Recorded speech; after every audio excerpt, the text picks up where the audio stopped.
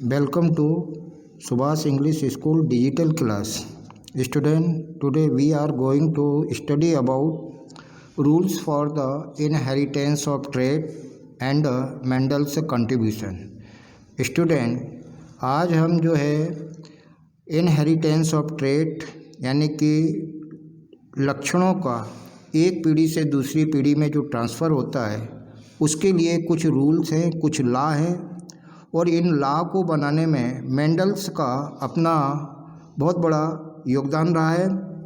Mendel का पूरा नाम है सर जॉन ग्रेगर मेंडल, जिन्हें हम फादर ऑफ जेनेटिक्स भी कहते हैं। Students, the rule for inheritance of such traits in human being are related to the fact that both the father and the mother contribute practically equal amount of genetic material to the child।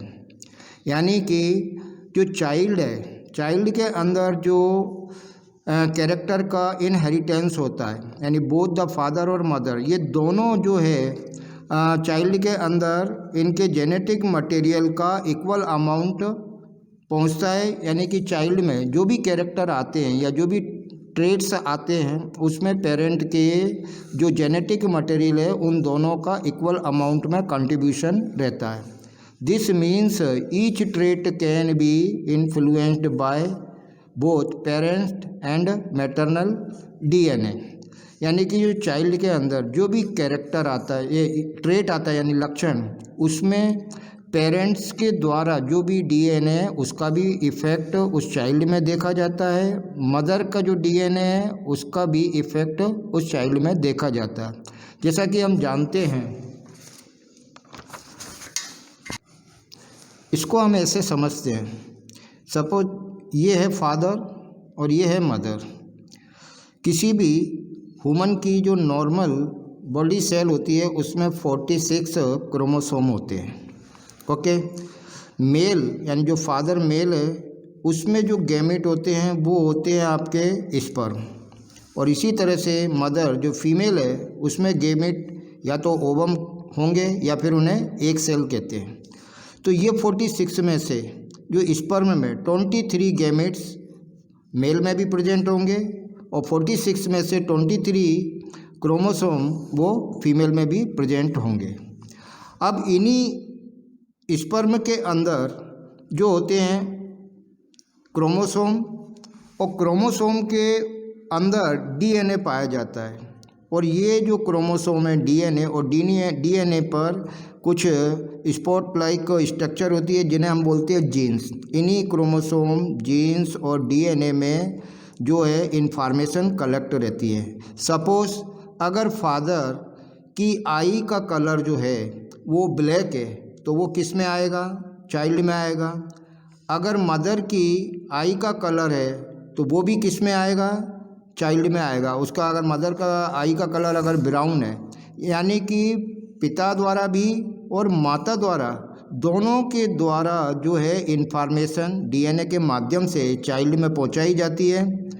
और हम जब देखते हैं कि अगर मान लीजिए कि पिता का एक कैरेक्टर हाइट वाला है और एक कैरेक्टर आई वाला है, तो उस बच्चे के अंदर दोनों कैरेक्टर अपीयर होते हैं। कभी कभी ये देखा जाता है कि कलर जो माँ का है वो बच्चे पर आता है, यानी कि किसी न किसी तरह से बच्चे के अंदर जो ट्रेट्स आते हैं वो फादर द्वारा भी इन्फ्लुएंसेस होते हैं और मदर द्वारा भी इन्फ्लुएंसेस होते हैं। इस बात को समझने के लिए मेंडल ने कुछ एक्सपेरिमेंट किए। Mendel used A number of contrasting visible character of garden pea. Mendel ने इनहेरिटेंस ऑफ ट्रेट को समझाने के लिए कुछ लॉ बनाए, और उन्होंने इन लॉ को समझाने के लिए गार्डन पी प्लांट का यूज़ किया, जिसके विजिबल कैरेक्टर ये थे कि राउंड एंड रिंकल्ड सीड, ये है आपके कैरेक्टर। टॉल शॉर्ट प्लांट, ये भी कैरेक्टर है। Sorry, round and wrinkle seed, ये तो आपका हो जाएगा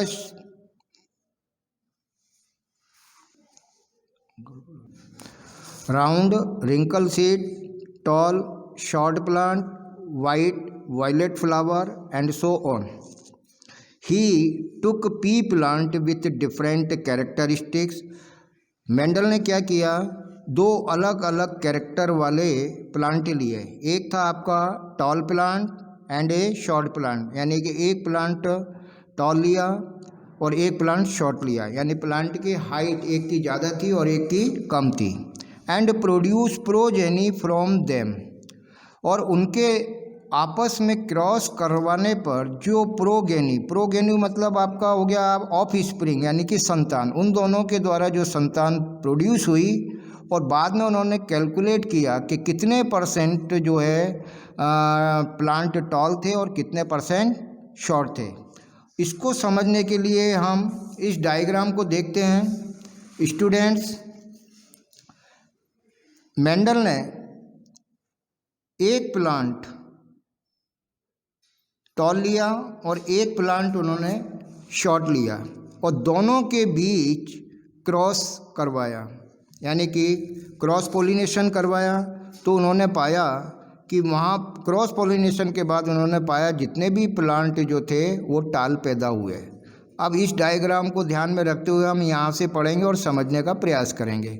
इन the first place there were no halfway characteristics in the first generation of F1 progeny, no medium height plants, all plants were toll.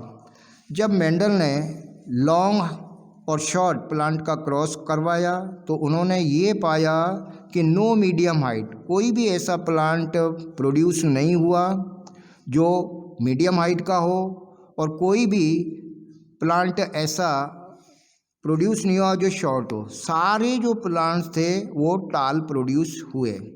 तो students, crossing के बाद जो प्लांट प्रोड्यूस हुए उन्हें हम कहेंगे प्रोगेनी ऑफ पेरेंटल जनरेशन या F1 generation. तो ये जो प्लांट है आपके, ये है प्रोगेनी ऑफ पेरेंटल जनरेशन और ये है पेरेंटल जनरेशन। तो हमने यहाँ पर देखा कि सारे प्लांट टाल हुए, यानी इन चारों प्लांटों को देखने पर हमें ये दिखाई दे रहा है कि इसमें जो टॉलनेस वाला कैरेक्टर है वो प्रभावी है और जो शॉर्ट वाला है वो डिसअपीयर हो गया, जो इसमें हमें F1 जनरेशन में दिखाई नहीं दे रहा।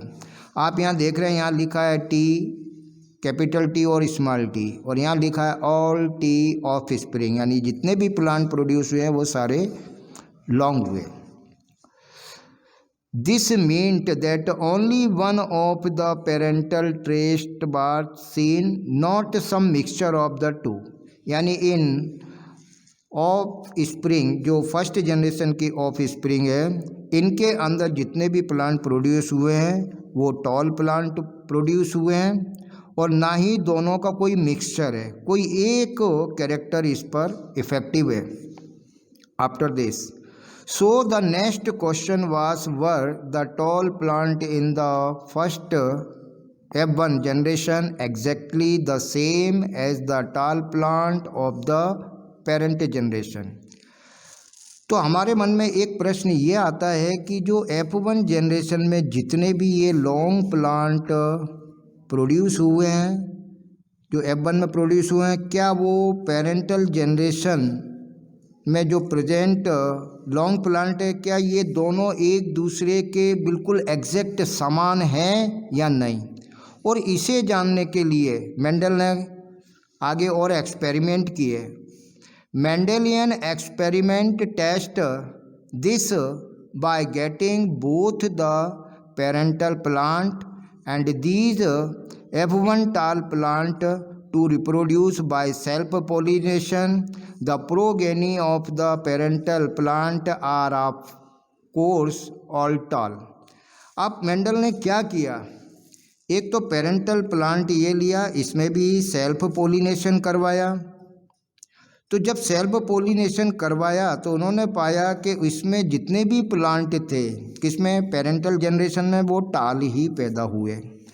फिर उन्होंने क्या किया कि जो F1 जनरेशन में, जो कि पेरेंटल जनरेशन की प्रोगेनी है, यानी कि ऑफ स्प्रिंग है या संतान है, इनमें भी क्रॉस पोलिनेशन करवाया। इस इसको समझने के लिए उन्होंने क्या किया कि ये दो प्लांट यहाँ पर लिए, ये दोनों जो प्लांट हैं वो F1 जनरेशन के हैं, और इन दोनों में जब उन्होंने क्रॉस पोलिनेशन करवाया तो उन्होंने पाया कि यहाँ पर जो प्लांट प्रोड्यूस हुए हैं, कुछ प्लांट टाल प्रोड्यूस हुए हैं और कुछ प्लांट शॉर्ट प्रोड्यूस हुए हैं। How ever the second generation, ये आपकी कहलाएगी सेकंड जनरेशन, जिनका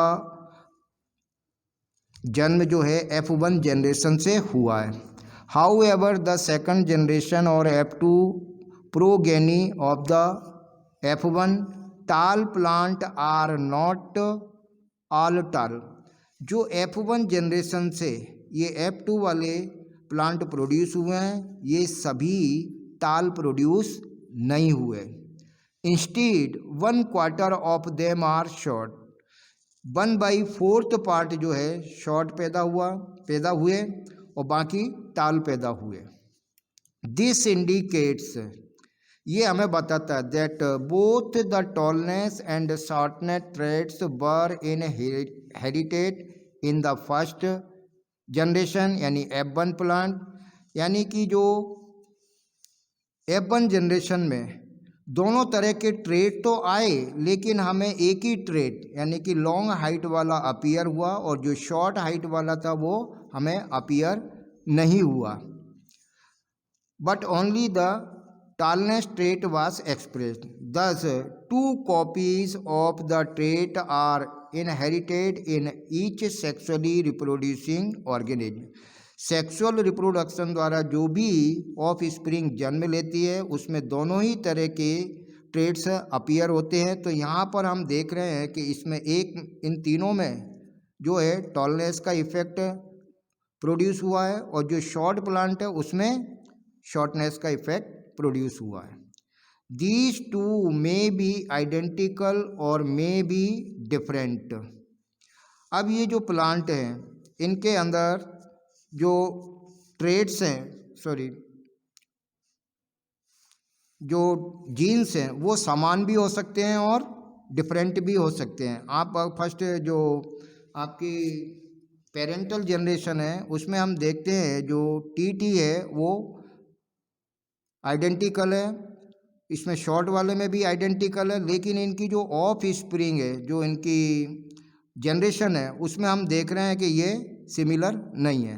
तो हम कह सकते हैं कि these two may be identical और मे बी डिफरेंट।